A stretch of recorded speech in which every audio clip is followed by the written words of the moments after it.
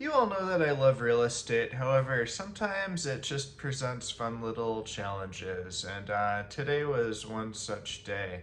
There was a storm last night, and in that storm, a tree happened to fall down.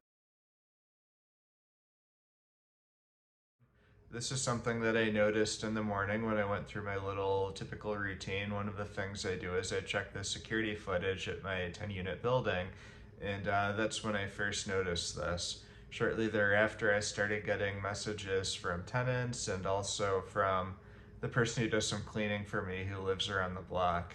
Uh, anyway, this tree, it crushed one tenant's car completely, like it's totaled, caused some damage to another, but fortunately it will drive another day.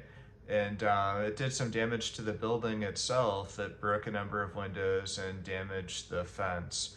Overall, I'm relieved that it's a very solidly constructed brick building. The damage would have been drastically worse had it been something wood framed or even brick veneer. This, fortunately, it's like a solid masonry construction, so it fared quite well aside from those windows. But I did a quick video on site that kind of breaks down a little bit more of what I witnessed in person and the context of it.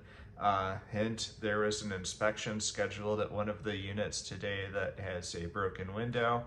Unfortunately, it did not pass. I guess a broken window is a deal breaker, even if it's an otherwise solid unit, and I at least try not to present as somebody who would leave it in that state for a tenant to move in.